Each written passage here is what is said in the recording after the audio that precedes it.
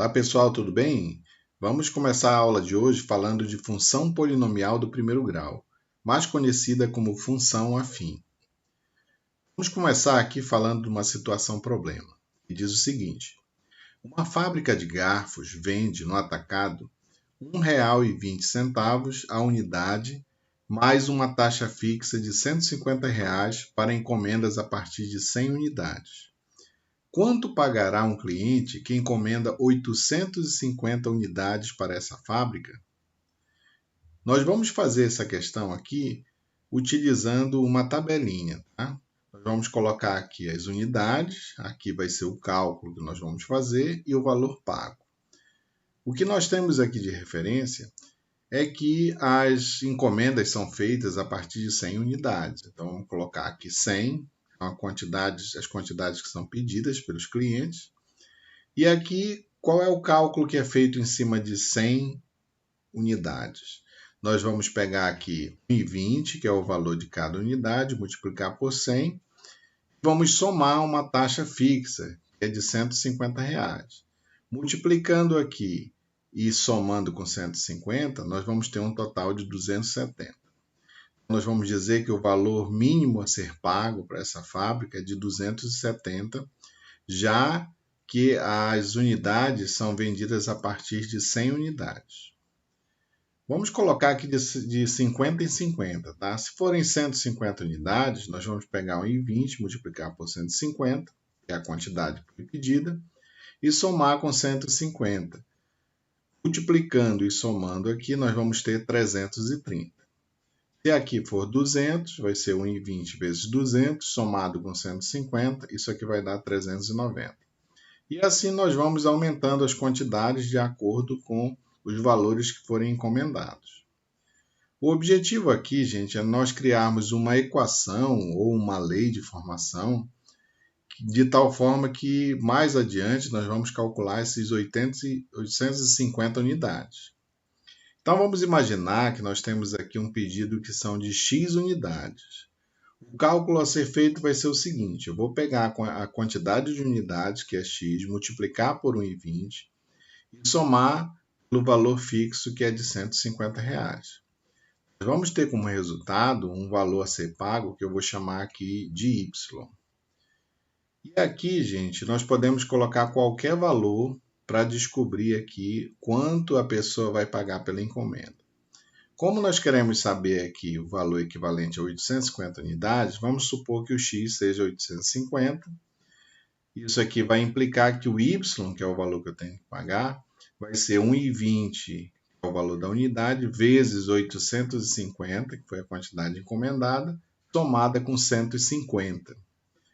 Esse Y ele vai ser igual a 1,20 vezes 850, isso aqui dá 1.020, mais 150, isso aqui dá um valor de R$ 1.170, que é o valor que o cliente vai pagar quando ele encomenda 850 unidades. Vamos fazer uma análise agora nessa situação problema. Vamos imaginar que essa situação problema é como se fosse uma máquina. A quantidade aqui de entrada seria o X, que é a quantidade de pedidos, né? Quantos garfos ele vai pedir naquela encomenda. Aqui dentro, essa máquina ela vai processar, que é esse F de X, que nós chamamos que é a lei de formação, né? Ele vai processar aqui dentro e tudo vai ser reaproveitado até que saia aqui um resultado, que é o preço. Então, gente, a função ela é uma máquina perfeita. Tudo que você coloca aqui é processado e sai um resultado final. Não tem desperdício. No nosso caso, nossa função é f de x igual a 1,20 vezes x mais 150. Como x é 850, nós vamos colocar aqui f de 850, 1,20 vezes 850, vamos somar com 150. Esse f de 850, isso aqui vai dar 1.170, que é o valor que nós calculamos lá anteriormente. Esse valor, gente, é o Y, que é o resultado de saída, que é quanto o cliente vai pagar por essa encomenda. Vamos fazer uma análise agora do gráfico, tá? O gráfico aqui na horizontal é o X, que é o eixo das abscissas. Na vertical é o y, que é o eixo das ordenadas, e aqui é a origem. O que nós temos lá na questão lá anterior? Nós temos aqui R$100, que é o mínimo de pedido que pode ser colocado, né? Pode ser pedido. Ele fez 150, 200. Quando o valor é igual a 100, nós temos um resultado na tabela anterior equivalente a 270. Quando aqui for 150 o pedido, o valor a ser pago será 330. Quando for 200, o valor a ser pago será 390. Observe que existe aqui, gente, uma continuidade, né? Se nós formos ligar esses pontos aqui, ó, que equivalem à relação entre a quantidade de encomenda com o valor do preço, né, o preço a ser pago, nós vamos ter aqui uma reta.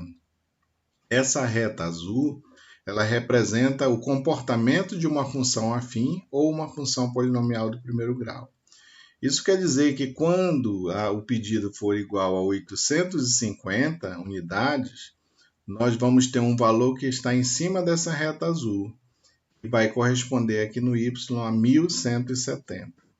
Observem que a cada aumento de 50 unidades que você pede de encomendas, aumenta aqui R$60. Ó. Vou colocar mais 50 aqui na unidade, vai aumentar o valor em R$60. É uma relação que fica contínua, por isso que fica essa reta aqui. Logicamente, isso aqui é considerado uma função afim, um exemplo de situação-problema. Vamos definir agora o que é uma função afim. Chama-se função polinomial do primeiro grau ou função afim qualquer função f de R em R, ou seja, o domínio são os reais e o contradomínio são os reais também, dada por uma lei da forma f de x igual a ax mais b, em que a e b são números reais dados e o a é diferente de zero, ou seja, esse a que acompanha o x jamais pode ser igual a zero.